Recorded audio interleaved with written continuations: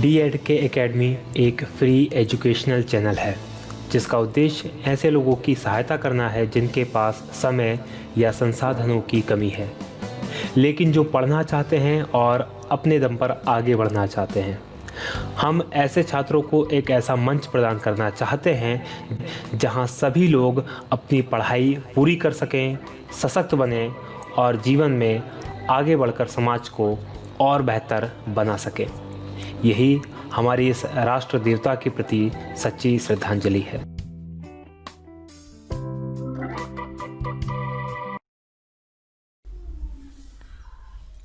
साथियों नमस्कार, बहुत स्वागत है आपका DEDK एकेडमी में। मैं हूं भगवत दांगी, फाउंडर DEDK एकेडमी।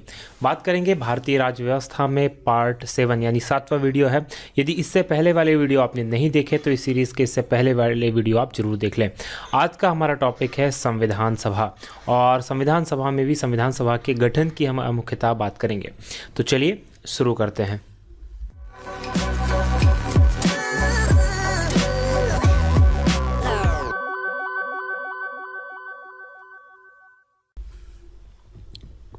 देखिए, बात करें भारत के संविधान सभा के गठन की, तो संविधान सभा का जो विचार था, यानी पहली बार जिन्होंने कहा कि एक संविधान सभा होनी चाहिए, तो औपचारिक रूप से संविधान सभा के विचार का प्रतिपादन जो किया था वो सर्वप्रथम किया था MN राय साहब ने।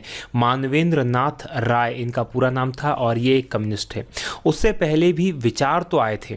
देखिए, संविधान सभा के विचार उससे पहले भी आए थे, लेकिन औपचारिक रूप से भारत के अंदर पहला जो विचार दिया था वो MN राय साहब ने दिया था। 1934-35 के अंदर की बात है जब उन्होंने सबसे पहले ये विचार दिया था।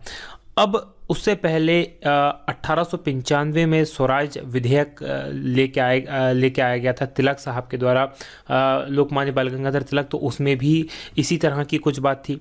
1922 में गांधी जी ने कहा था कि भारत का संविधान भारतीयों की इच्छा अनुसार ही होगा, यानी उसमें भी बात की गई थी।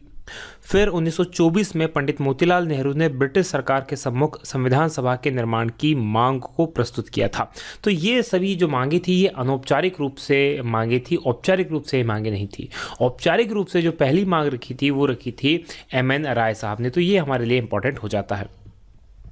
फिर 1934 में स्वराज पार्टी के द्वारा भी संविधान सभा के निर्माण की मांग रखी गई, जिसके बारे में मैंने बताया कि मोतीलाल नेहरू जी के द्वारा ये मांग रखी गई थी, तो उनके द्वारा भी ये मांग रखी गई थी।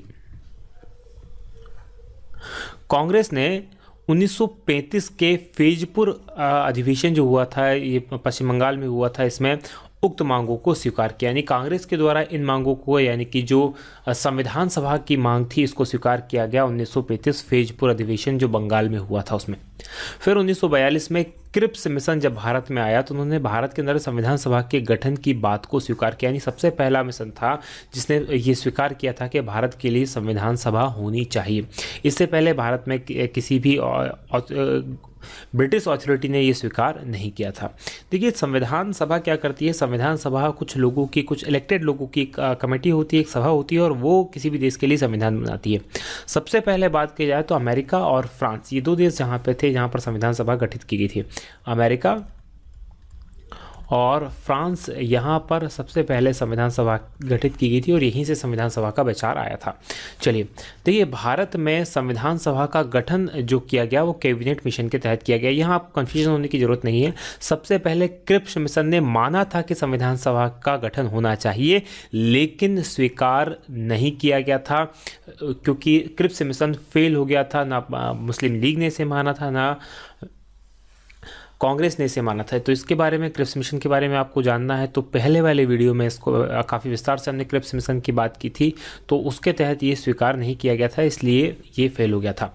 फिर बात आती है कैबिनेट मिशन की, तो कैबिनेट मिशन में ये बात थी, फिर उसको स्वीकार कर लिया गया और उसी के तहत संविधान सभा का गठन किया गया था। जो कैबिनेट मिशन 1946 में भारत में आया था उसके तहत ये किया गया था।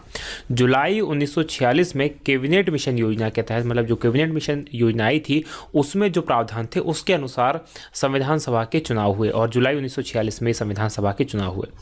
ये संविधान सभा के सदस्यों का जो चुनाव हुआ वो अप्रत्यक्ष रूप से प्रांतीय विधानसभा के सदस्यों द्वारा किया गया।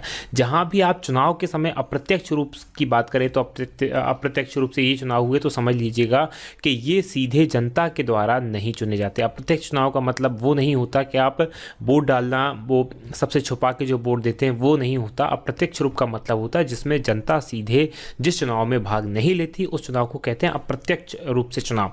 क्योंकि ये जो चुनाव हुआ था ये जो प्रांतों के अंदर यानी राज्यों के अंदर जो विधानसभा थी उन विधानसभा के जो सदस्य थे उन सदस्यों ने इन सदस्यों का संविधान सभा के सदस्यों का चुनाव किया था।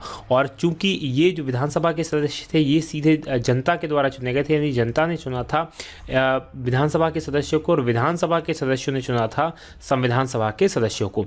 तो ये चुनाव डायरेक्ट जनता ने सीधा इनका चुनाव न करते हुए पहले विधानसभा के सदस्यों को चुना और विधानसभा के सदस्यों ने संविधान सभा के सदस्यों को चुना। तो इस प्रकार ये कहलाए अप्रत्यक्ष रूप से चुनी हुई थी, यानी कि जनता के द्वारा सीधी इलेक्टेड नहीं थी। अब बात करते हैं संविधान सभा की कुल सदस्य संख्या की, तो बहुत इंपॉर्टेंट हो जाता है, कई बार परीक्षा में पूछी गई है। तो कुल जो सदस्य संख्या निर्धारित की गई थी उस समय निर्धारित की गई थी 389। और ये ध्यान दीजिएगा ये भारत के लिए नहीं, वर्तमान भारत और वर्तमान पाकिस्तान और वर्तमान बांग्लादेश तीनों के लिए ये 389 की सदस्य संख्या थी। यानी कि वर्तमान का इंडिया, पाकिस्तान और बांग्लादेश तीनों को मिलाकर ये सदस्य संख्या उस समय निर्धारित की गई थी। इनमें से जो 389 में से 292 जो प्रतिनिधि थे वो आने थे ब्रिटिश भारत के 11 प्रांतों से। उस समय ब्रिटिश भारत के 11 प्रांत हुआ करते थे, उनमें से 292 प्रतिनिधि यानी 292 सदस्यों का चुनाव होना था। 4 प्रतिनिधि जो थे वो 4 चीफ कमिश्नरी क्षेत्र थे। कौन कौन से चीफ कमिश्नरी क्षेत्र थे? पहला दिल्ली, दूसरा अजमेर और मारवाड़, तीसरा कुर्ग और चौथा ब्रिटिश बलूचिस्तान। और ये जो बलूचिस्तान आज सबसे ज़्यादा चर्चा में है, ये 4 चीफ कमिश्नरी प्रदेश से जहाँ से 4 प्रतिनिधि चुन के आने थे। यानी इस तरह से ब्रिटिश क्षेत्र से जो कुल प्रतिनिधि चुन के आने थे वो चुन के आने थे 292 ब्रिटिश प्रांतों से और 4 चीफ कमिश्नरी प्रांतों से, तो कुल 296 चुन के आने थे ब्रिटिश क्षेत्रों से। अब 93 जो प्रतिनिधि चुन के आने वाले थे वो चुन के आने वाले थे देसी रियासतों से। तो इस तरह से कुल 389 सदस्यों का चुनाव होना था। अब इस चुनाव जो हुआ 1946 में ब्रिटिश भारत के प्रांतों को आवंटित 296 स्थानों के लिए चुनाव संपन्न हुए। क्योंकि ये जो देसी रियासतों के प्रतिनिधि चुने जाने थे वो संबंधित देशी रियासतों के जो राजा थे उनके द्वारा विचार विमर्श करके ये चुने जाने थे। तो मतलब इनमें चुनाव नहीं होना था। चुनाव जो होना था 296 स्थानों के लिए जो ब्रिटिश प्रांत थे उनके लिए चुनाव होना था। तो इस चुनाव में 208 सीट जो चुनाव हुआ था उसमें 208 सीट कांग्रेस ने जीती, 73 सीट जो थी वो मुस्लिम लीग को जीती, एक सीट फिर इन पार्टियों को गई। कौन कौन सी? यूनिस्ट पार्टी, यूनिस्ट मुस्लिम, यूनिस्ट शेड्यूल कास्ट, कृषक प्रजा पार्टी, अनुसूचित जाति संघ, सिख और साम्यवादी। इस तरह से इन सभी को एक सीट प्राप्त हुई और 8 जो स्थान थे वो निर्दलीयों के द्वारा निर्वाचित हुए, यानी कि निर्दलीय प्रत्याशी इनसे जीत करके आए।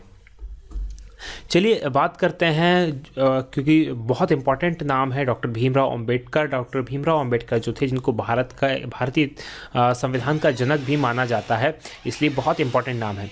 ये जो चुनकर आए थे, पहले ये पूर्वी बंगाल से चुनकर आए थे, लेकिन जब भारत पाकिस्तान का विभाजन निश्चित हो गया और पाकिस्तान के लिए दूसरी संविधान सभा का निर्माण किया गया तो उसके बाद पूर्वी बंगाल पाकिस्तान में चला गया। तो अंततः क्या हुआ कि डॉक्टर अंबेडकर को संविधान सभा में शामिल करने के लिए मुंबई प्रेसिडेंसी की पूना संसदीय सीट को खाली करवाया गया। उस समय इस सीट से जो थे KMR जयकर ने त्यागपत्र दिलाकर ये सीट खाली करवाई गई और वहाँ से फिर उपचुनाव हुए और उपचुनाव में पुनः निर्वाचित होकर जो भीमराव अंबेडकर थे वो संविधान सभा में पहुँचे थे। अब चुनाव की स्थिति को देखें तो चुनाव में कांग्रेस बहुत मजबूत स्थिति में 208 सीट, लेकिन वहीं मुस्लिम लीग जो थी वो 73 सीट के साथ बहुत ही निराशाजनक स्थिति में थी। तो इससे क्या हुआ, मुस्लिम लीग ने अलग संविधान सभा की मांग रखनी शुरू कर दी और निर्वाचित संविधान सभा का बहिष्कार का निर्णय लिया। यानी जो संविधान सभा बनाई गई थी उन्होंने उसमें शामिल होने से मना कर दिया। बोले साहब हमें संविधान की सभा में शामिल नहीं होना है, हमें अलग संविधान सभा चाहिए। 9 दिसंबर 1946 को संविधान सभा की पहली बैठक हुई और ये बैठक जो हुई थी दिल्ली का जो दिल्ली में कौंसिल चैम्बर है का पुस्तकालय भवन है। वर्तमान संसद का केंद्रीय कक्ष, उस समय जो था ये कौंसिल चेंबर जो हुआ करता था उसका पुस्तकालय भवन हुआ करता था, और वर्तमान का जो संसद भवन है उसका ये केंद्रीय कक्ष है। वहाँ पर संविधान सभा की पहली बैठक का आयोजन किया गया।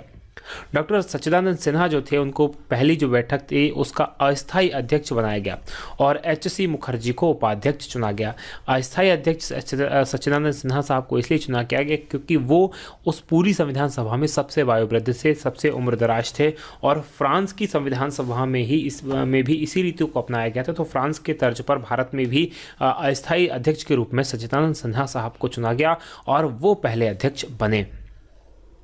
वहीं बात करते हैं 11 दिसंबर की, तो 11 दिसंबर 1946 यानी कि 2 दिन बाद दूसरी बैठक हुई और उस बैठक में डॉक्टर राजेंद्र प्रसाद को संविधान सभा का स्थायी अध्यक्ष चुन लिया गया।